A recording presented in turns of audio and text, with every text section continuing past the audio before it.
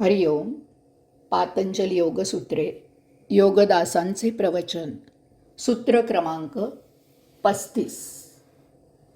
विषयवती वा प्रवृत्तिरुत्पन्ना मनस्स स्थितिनिबंधने. एखाद्या विशिष्ट विषयात रस घेण्याच्या चित्ताच्या वृत्तीचा चित्त स्थिर करायला उपयोग होतो. या सूत्रामध्ये योगादिराज पातंजली मनस्वास्थ्यासाठी उपाय सांगत आहेत. आपण सूत्र क्रमांक 2 मध्ये पाहिलं की चित्त विषयासक्त असतं. चित्ताला सतत काही ना काहीतरी विषय हवे असतात. चित्त एखाद्या विशिष्ट विषयात रस घेतं, रममाण होतं. एखाद्या विषयात रममाण होण्याच्या या चित्तवृत्तीचा उपयोग चित्त स्थिर होण्यासाठी करता येतो. ध्यानाला हेच आवश्यक असतं.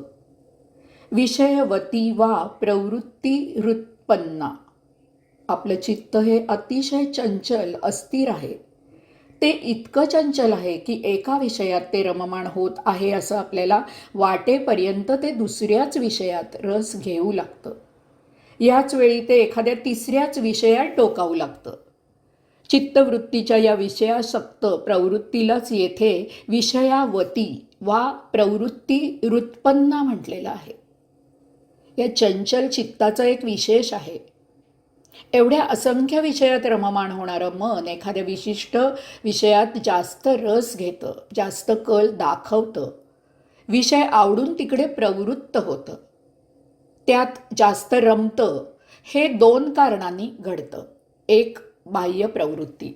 आपल्यावर लहानपणापासून मोठ्यांचे संस्कार होत असतात, त्याने आपण प्रभावित होतो. त्यामुळे एखाद्या विशिष्ट विषयाकडे आपण आकृष्ट होतो.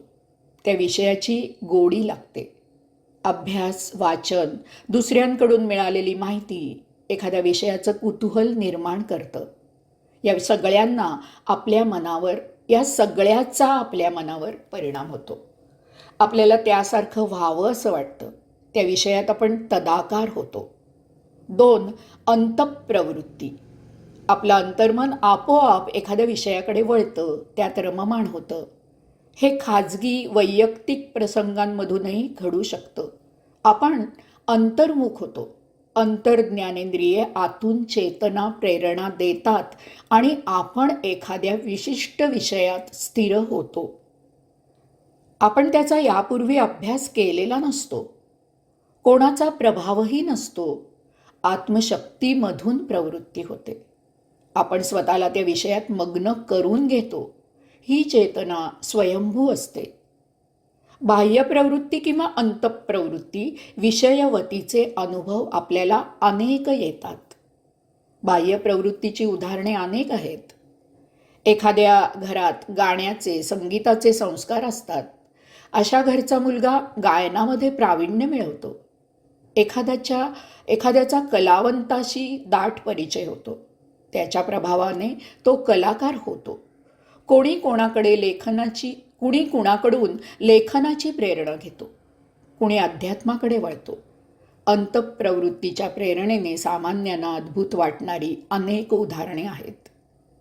बालपणीच गीतेवर प्रवचने करून ज्ञानेश्वरी सांगणारे ज्ञानेश्वर.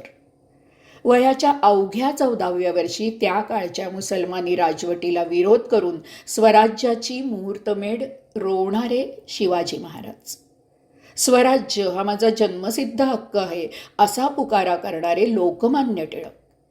ही सर्व दैवी आत्मशक्तीची उदाहरणे आहेत. आजही आपल्याला वयाच्या 6व्या वर्षी बुद्धिबळात जागतिक कीर्तीच्या खेळाडूंना हरवणारी बालिका आढळते.